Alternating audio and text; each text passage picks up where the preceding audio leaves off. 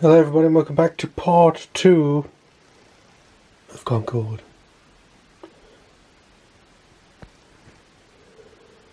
And we need some more sheeting. I have around a piece of wood that was used for the outside of this to act as a spacer between this and this.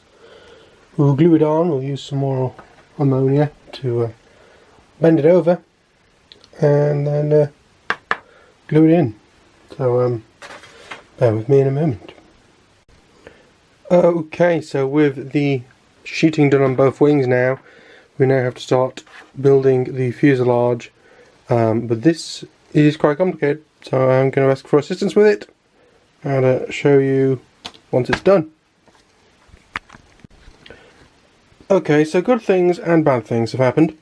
As you can probably tell, there's been a small accident. We'll get to that in a moment. So this is it put together as it is going to be, more or less. Now, one of my dad's recommendations was to have the wood sort of pinned down to the desk, as you can see. The problem is I think it is actually meant to be slightly bent, because if I push it all the way down the front, the back lifts up, and if it all the way down the back, the front lifts up, which in part of doing that is how I managed to broke the F11 here. So I'm going to have to get another one of those cut out. That is how it's going to look. Much harder to fit these in on this wing than that wing, but at least we have like a rough idea of it. Yeah, so yes, so that's gonna have to get recut. This wing panel needs a lot more sanding than I thought it did to try and get that back level. And a bit of filler here and there, and a bit of sanding down. But yes, this is where this video is going to end. So thank you all for watching. Like, subscribe, leave any comments that you might have, as well as check out some of the stuff that I'll have left in the description. And yeah, I'll see you all in the next one with a new F11. To be fair, I think it was this one, slightly getting out of the pocket because the grains match up like exactly where the holes go through, and that's where it's snapped on both of these. So but yeah, we will then. So there's also a top stringer that I meant to put on as well that isn't in there yet. But they're actually looking pretty much bang straight up on their own, which is good news. That one's a little bit kinked over, but yeah, really good news. So yeah, I've got to take it all apart because otherwise I can't get this new former back in. And yeah, so I'll see you in the next one. Fingers crossed we will have the wings attached to each other. Okay, so we are now onto iPhone cam because I've got my proper camera and can't be asked to go and get it. So the reason why this video's been extended is I'm going to catch up on a couple of things. So I've had a look on the plan, and as you can sort of see, we were going up to F12. F11 was the one that broke, that I have fixed, by the way, which I'll show you in the next episode of the CONCORDE project. As you can see from there, it does go up. So what I was saying about the piece of wood being stuck down to the plan is indeed wrong. Very good idea if it is a straight fuselage, but as you can tell, it is going up at that angle. The plan's upside down, but that's the bottom piece there. Now, just to give you a quick show, we have had some electronics arrive. These are all taped together in a massive pile, which is quite fun. I got 5 of each. One I'm very happy with, one might be a bit of a problem. Not its own fault though. So first of all, we have the fan. These are the FMS ones recommended by whoever he is, I forgot his name, Tony Nijhuis. Come here, you bastard. I bought from Banggood. I got like a certain % off for because I ordered 5 of them. The idea of having one as a spare in case I go out of production or anything like that, and have to replace them all then. It's a very nice unit. It comes in like what I'd expect like a novelty mug to come in. That's loose. I don't know how I'm supposed to hold that on.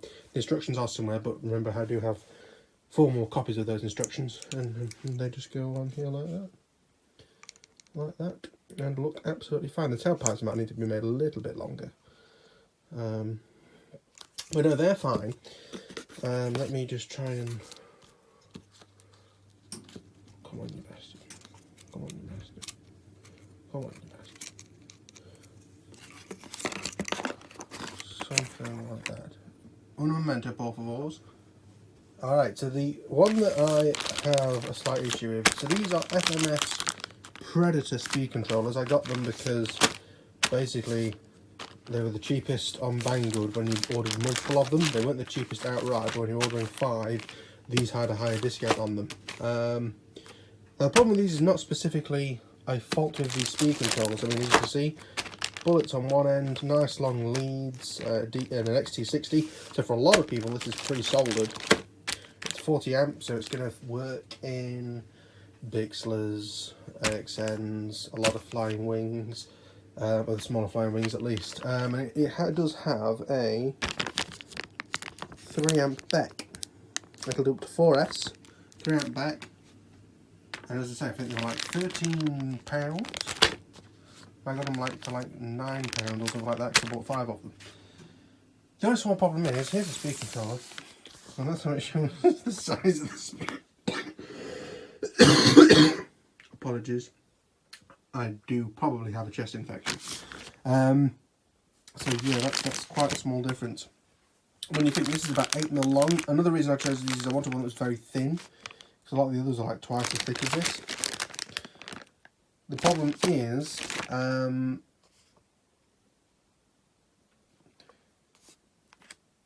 this is obviously a lot bigger, and it's a 50mm fan. If I stick this that's 8mm thick in the way, it becomes a 42mm fan, even smaller, and the fact that this has to have cheating air vents and things like that anyway. So, my idea is, because these are going to still be useful in a lot of planes that I have, they're not going to be an absolute waste if I don't use them, whereas, for example, I'm probably not going to find 4 or 5 50mm planes to put these in, so I'm glad that they're happy, or that I'm happy with them. With these, what I'm going to do is have a look into some of the multi-rotor ones, because what's good about them is they're a lot smaller, because they are meant to have air directly washing over them if they're stuck on arms. So what's very good is that this obviously can have air going directly over them. So, I'm going to see if they're a lot smaller, because I know there are some, I believe they were 30 amp, I'll see if they do a 40 amp variant of them that are very, very small, and what I use in a lot of the very small wings. I had one in my Micro Sky Hunter, or Nano Sky Hunter, whatever it's called. Very, very thin. And as I say, I think they were 30 amp and they could do up to 6S. If I could get the ones that, if I could see some that were 40, and again, they're very, very thin, because they don't need to have becks on them.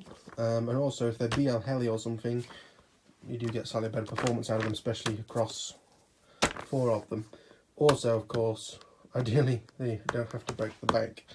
So I will have a look into that. These may not be the speed controllers that we use, but if you are using them for anything else, they seem great. Like, I haven't obviously used them yet, it's still all in packet, but they're probably going to get used in other projects. They're not a complete waste of money, you know, like these would be. So, yeah, I'll have a look at speed controllers. These still may end up getting used, because they're not that awful. But I'll have a look at some of the sort of smaller BL Heli ones. In fact, if not like BL Heli Extreme blah blah blah edition, they might even be quite cheap if they're like selling old stock out. But I'd probably do the same thing, I'd buy 5. But yes, in the next episode we'll have a look at F11, my new F11, and we will hopefully start knocking the wings together. And yeah, this is actually the end, so thank you for watching. There's a sticker on here. So what happens when you don't, oh god, I just took it down again. This is what happens when you don't, where you have to share a workshop. But anyway, thank you for watching. See you all in the next one. Bye bye.